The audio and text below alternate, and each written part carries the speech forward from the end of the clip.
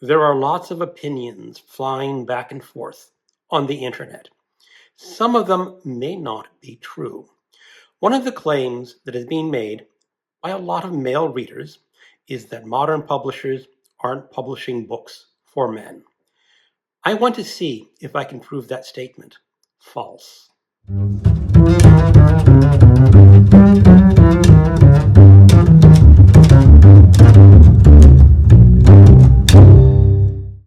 Hello, welcome to my channel, Another Bibliophile Reads. My name is Greg, and I'm doing a follow-up video. Last week, I made a video about the 10 most popular books on Libby and asking if those were books men would want to read. I was a little bit surprised by the results of that video. A lot of women commented that they were not interested in those books either. Now, the readers or watchers of my videos tend to be a little bit older than the intended audience of the books I was talking about. But that still got me thinking, are there books that men would want to read? Now, again, one of the comments that comes out is, why are we making books for men or for women, or saying that these books are to be read by men and women? Can't men and women like the same books? Yes, I think that is true a lot of the time, but still, there are books that are mostly geared towards women. In order to try to find books that I think men would like to read, I went to LitHub. LitHub is a website that does book reviews. They rank their books that they review in these categories: rave, positive, mixed, and panned. So last week, I made a list of all the novels that got rave reviews. Now, that was last week. Those novels may have fallen off the rave category, depending if they got new reviews in. Or some of those that were ranked as raved may have dropped off for similar reasons. So this list is already a week old, but that's okay. I'm also judging this book as a man reader. Now, one of the things that I learned in the last week's video is, why should we be considering books based for either male readership or female readership? Can't both sexes enjoy the same book? I think in many categories, yes, we can, but there is still that element that some books just are geared towards female readership, and why there's not as many geared towards male readership. I have picked out these 6 books with my eye as a male reader, thinking that other males might like them. Now, I'm a 60-year-old, I'm married, I am politically left, I have no religious affiliation, no children, and 4 cats. I give you those demographics because there are many other men out there under different demographic categories, and their readership tastes, or the books they like to read, could be vastly different from my own. So I make no claims for speaking for all males.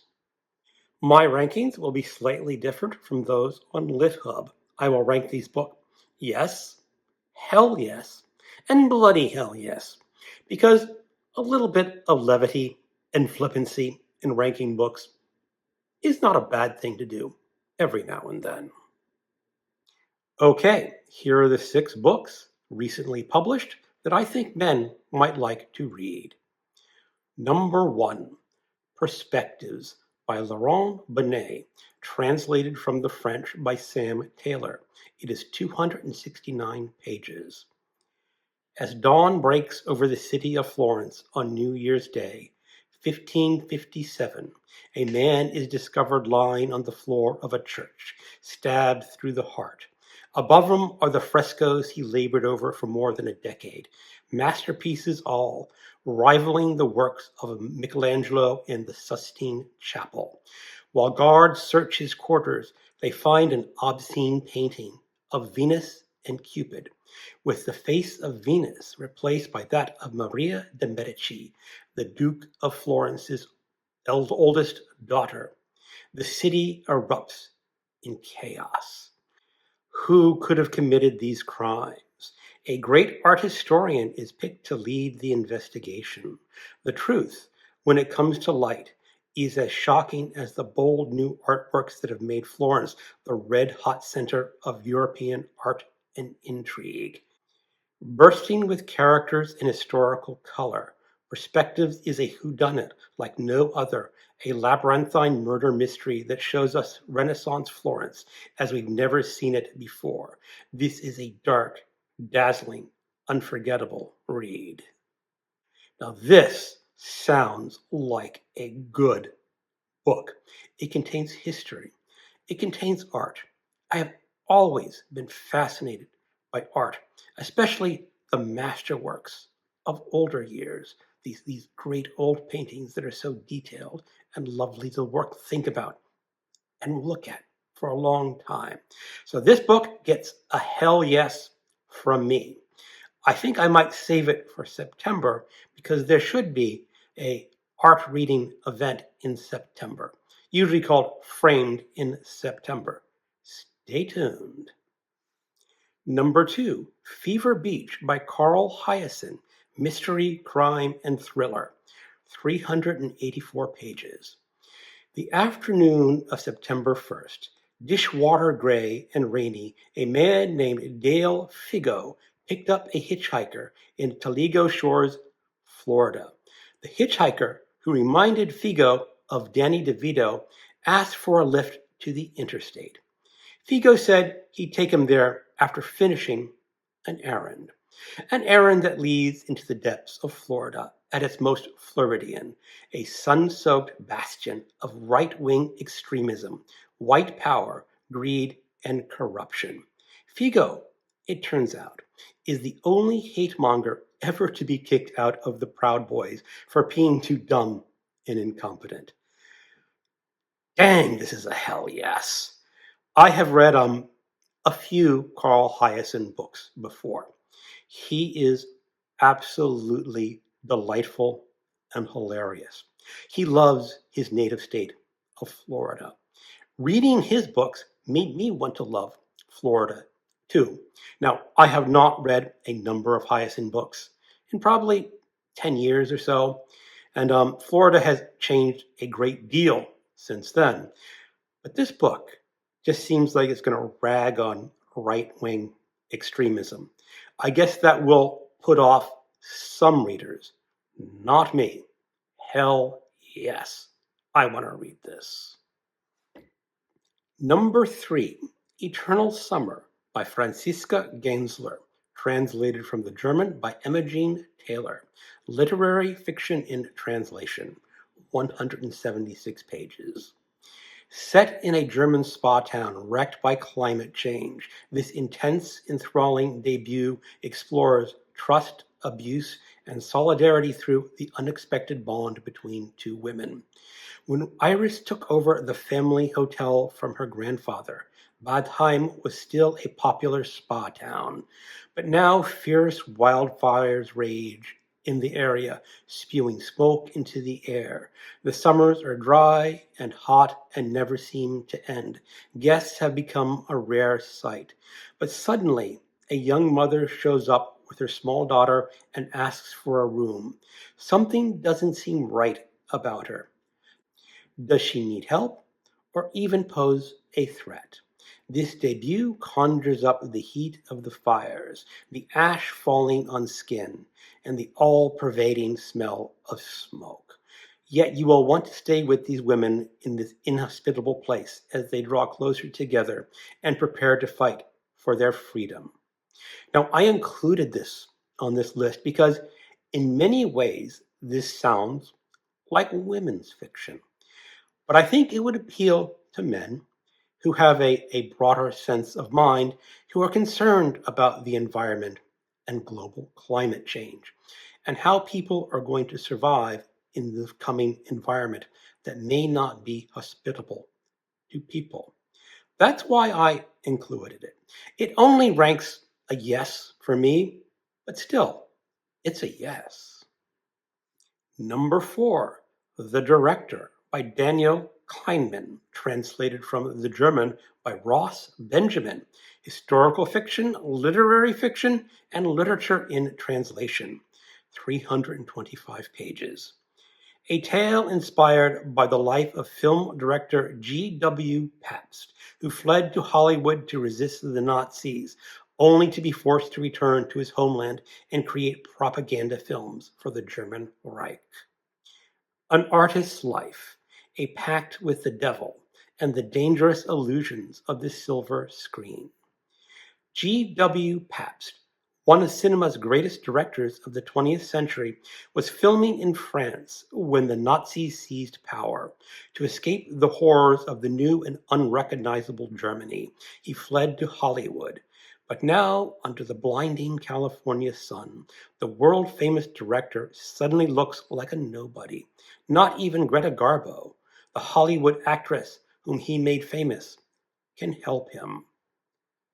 When he receives word that his elderly mother is ill, he finds himself back in his homeland of Austria, which now is called Ostmark. Pabst, his wife, and his young son are suddenly confronted with the barbaric nature of their regime. So when Joseph Goebbels, the minister of propaganda in Berlin, sees the potential for using the European film icon for its directorial genius and makes big promises to Pabst and his family, Pabst must consider Goebbels' thinly veiled order. While Pabst still believes that he will be able to resist these advances, that he will not submit to any dictatorship other than art, he has already taken the first steps into a hopeless entanglement. Oh, bloody hell. Yes, this is the type of novel that can really appeal to me. Here is an artist, a filmmaker. He is going to have to struggle with his inner demons not to succumb to the autocratic regime that he fled and returned to. I can even see a lot of modern day artists in the United States wanting to read this novel because it may be relevant today. Yes, I know that's a bit of a political statement. So what? Bloody hell yes for this book. Number 5, The Dark Maestro by Brandon Slocumb. It's fiction, literary, mystery, crime, and thriller, 401 pages. His cello made him famous. His father made him a target. Curtis Wilson is a cello prodigy, growing up in the Southeast DC projects with a drug dealer father. But through determination and talent, and the loving support of his father's girlfriend, Larissa, Curtis claws his way out of his challenging circumstances and rises to unimagined heights in the classical music world, even soloing with the New York Philharmonica. And then, suddenly, his life disintegrates. His father, Zippy, turns state evidence, implicating his old bosses. Now the family, Curtis included, must enter the witness protection program if they want to survive. Yeah, hell yeah. I grew up in Bethesda, Maryland, very close to the Washington, D.C. border. I actually went to high school in Washington, D.C., so I know a little bit of the D.C.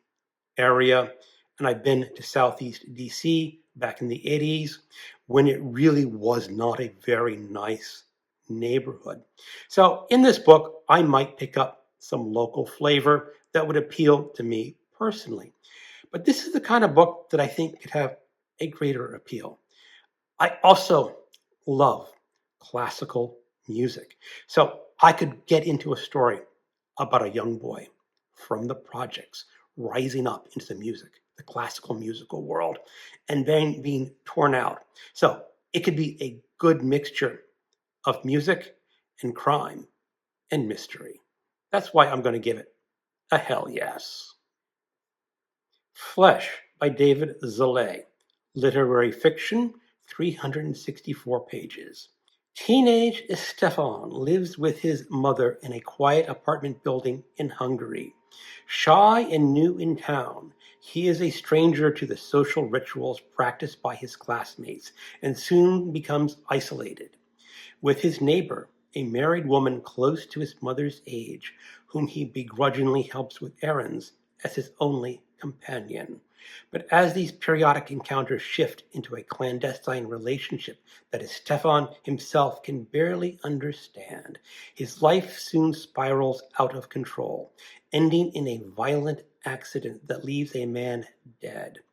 What follows is a rocky trajectory that sees Stefan immigrate from Hungary to London, where he moves from job to job before finding steady work as a driver for London's billionaire class.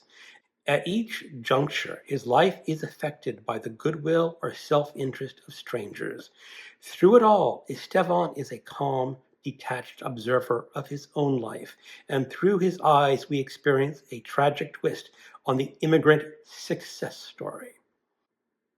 This book gets a yes from me because I like the idea of taking the young character when he's coming of age and taking him into adulthood and giving that full experience of a life, which is what I assume this novel would do.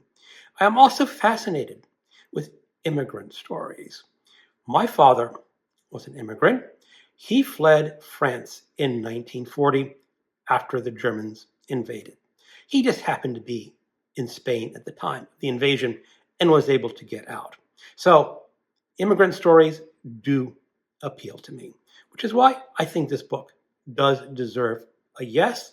And I think it is important for men to look at stories of boys growing into men, struggling to find a place in the world, in a country that is their home, but not where they grew up, and how they will come to deal with that. Wrapping this up, I have to ask myself, again, is it fair to claim fiction can be directed towards men or women? Yes, in some cases, I think that is clearly so. I have picked these books in what I believe men would like to read, but I think there's going to be some appeal to women too. At least, I hope so. If any of these books appeal to you, please make a statement in the comments. I'd be very interested to learn about that. Thank you for watching, and keep on reading.